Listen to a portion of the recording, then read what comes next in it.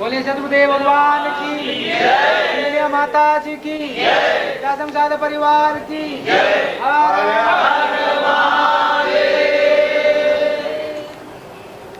बैठ।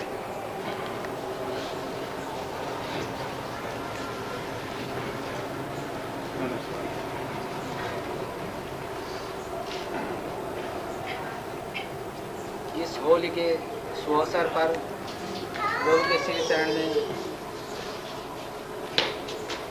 बैठकर आनंद के सागर में डूबने के सौभाग्य हमें मिला है। प्रभु हमारे अंतरात्मा से भक्ति भाव से,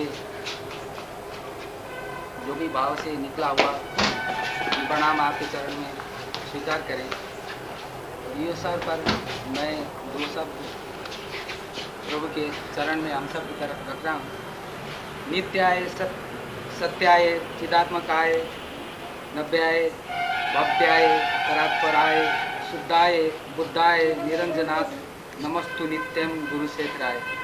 नित्य सत्य चैतन्य भव्य परात्पर शुद्ध बुद्ध महान गुरु को हम सब प्रणाम वेली समर्पित करते हैं। हे गुरुदेव, हमारी तरफ से कोई त्रुटि हो तो क्षमा करें। इस अवसर पर प्रभु ने हम सबको एक साथ पिरोने की जो कष्ट उठाया है, उस स्वरूप यहाँ समय समय पर प्रभु अपने गुरु भाई बहन से परिचित कराते हैं। इस अवसर पर हमारे दिल्ली के गुरु बहन कमला जी की तरफ से ये सब गुरु भाई और गुरु बहन की एक मिलाप के स्वरूप प्रभु की कृपा से आयोजन किया जा रहा है। अतः मैं उनसे निवेदन करूंगा कि इस अवसर पर प्रभु के चरण में माल्यार्पण देके इस सवाल का शोर सिद्ध करें। मिलकर दोनों लोग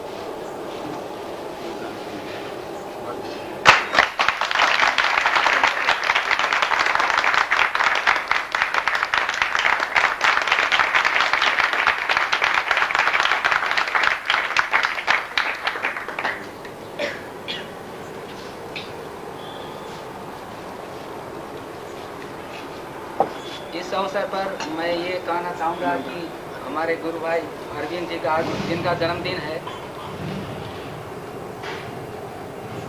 हम सब की तरफ और प्रभु की तरफ से उनको ढेर सारी आशीर्वाद मिले। ऐसे ही प्रभु के चरण में निवेदन करते हैं।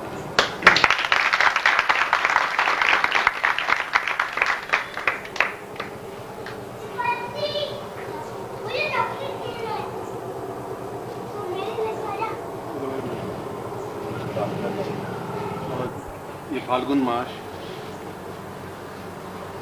और ये दिन जिनको हम होली के नाम से विभूषित करते हैं, कहते हैं, होली शब्द बहुत बाद में हुआ। हुतात्मा इति होली, जो अपने मन में तरंग पैदा कर सके, उसके अंदर एक जागृति पैदा होती है, एक चैतन्यता पैदा होती है। जो अपने अंदर एक लहर पैदा कर सके, एक खुशी पैदा कर सके, एक प्रसन्नता पैदा कर सके।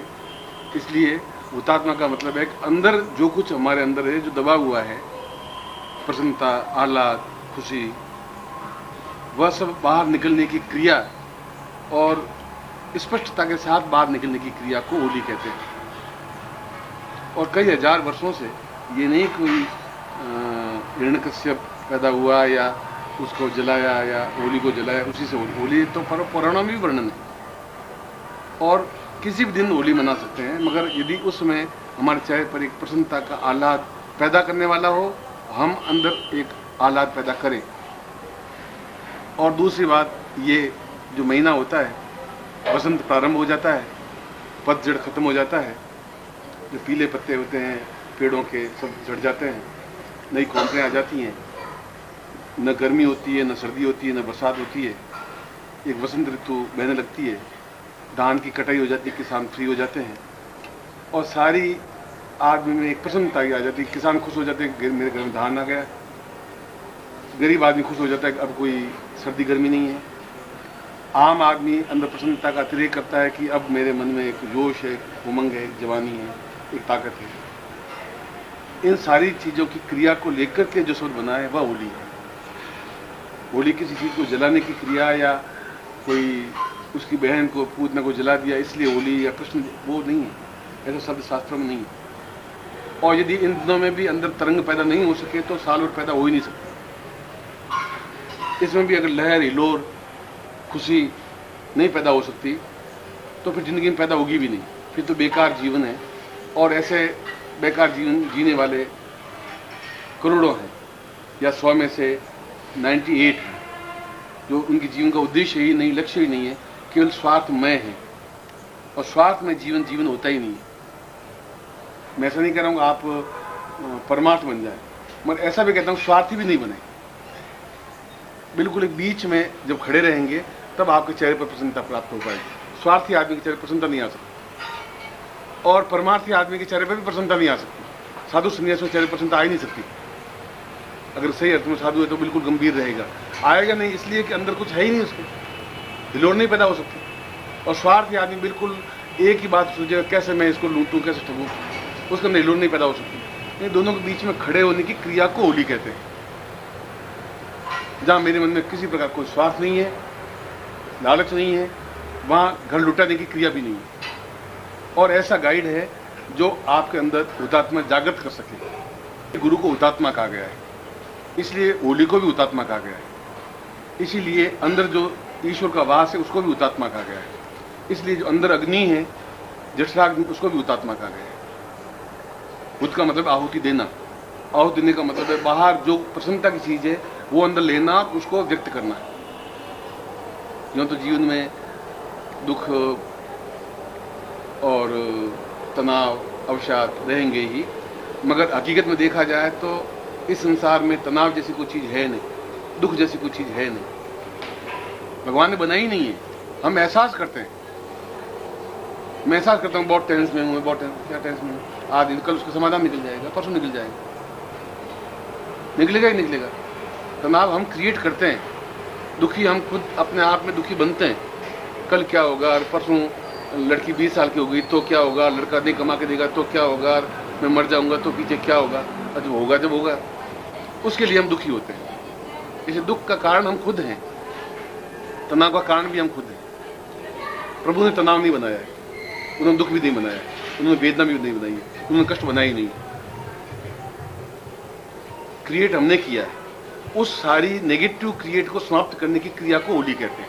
हमने होली का अर्थ गुलाल डालना, रंग डालना और कीचड़ डालना ये समझ बैठे। ये तो फूहड़ों की, गवारों की, अनपढ़ लोगों की, जिनको ज्ञान चेतना नहीं, उनकी है ये एक व्यक्त करने की क्रिया है।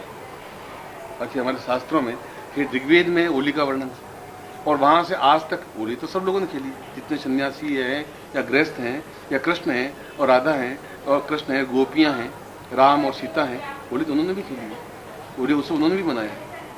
मगर उसमें शालीनता है, सभ्यता है, संस्कृति है, चेहरे पर एक उत्साह है, एक प्रसन्नता है। और यदि तुम्हारे चेहरे पर इन 4 दिनों में प्रसन्नता नहीं आ सकी तो बाकी 361 दिन भी नहीं आ पाएगी। तुम उसी में जलते रहोगे जो तुम्हारे अंदर तुम क्रिएट करते हो और वो वापस ओढ़ते हो। मेला कपड़ा नहीं धोगे तो वापस मेला कपड़ा पहनना ही पड़ेगा तुम्हें। प्रत्येक दिन सूर्य नवी तरीके से उगता है, और जहां सूर्य आज उगा है कल वहां उग ही नहीं सकता।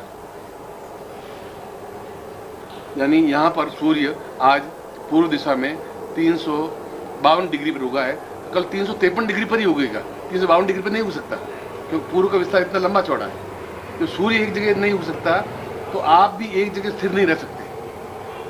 अगर स्थिर रहते हैं, दुख में ही रहते हैं, तो दुख आप क्रिएट कर रहे हैं।